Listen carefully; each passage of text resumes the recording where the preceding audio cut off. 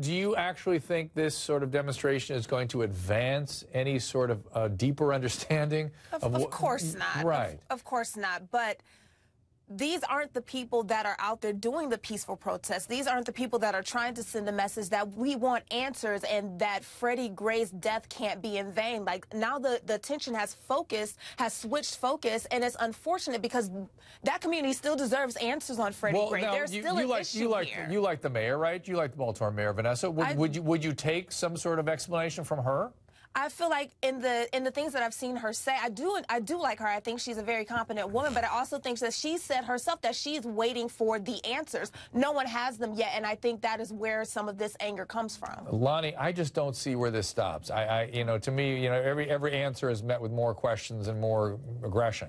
Well, yeah, and the problem is when you have it escalating to these riots, now the time, the energy, the resources, the focus that should be on the real issue here are all diverted. Because now you're talking about life or death situations, with fires and people cutting the hoses so they can't put out the fires, and the rioting and people getting injured and attacked. So everybody's having to focus on that. So those answers are just being put on the back burner. People can't focus on that while they're having to deal with these critical issues right now. And now the aggression is sort of spilling out into social media. My friend Carson Daly tweeted earlier today, quote, "Really sucks to see all these lawless looters ruining the great city of Baltimore. This isn't protest. This is a violent attack on your own city." He then got a deluge of hate tweets.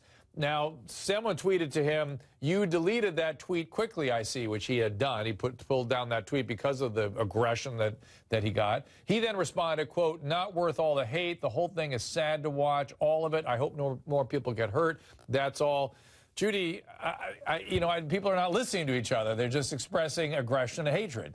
That's right, Dr. Drew. And I think, unfortunately, when people come to these protests, I think a lot of them are hoping for an immediate solution or an immediate answer. And after a couple of days, when you don't get it, there's going to be a couple of people who say, well, let's bring this to the next level so we can get a reaction. And, of course, that's not how protests work, right, Dr. Drew? Yeah. We can't change the entire system with a couple of days of peaceful protest. No. It's only the beginning. And this is all a process. I am certainly no expert in this area, but watching the city of Baltimore burn down like this is not an answer.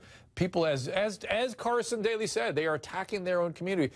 People they know are going to lose jobs because of their assault on their own community. This is not how we solve problems. I understand the frustration. It seems like we can't go more than a day or so without hearing about a problem with police maltreatment of African Americans particularly. And I think it's something that is now top of mind. It's certainly something that people are not going to let go of. Let's see if we can find a sweet spot to solve these problems.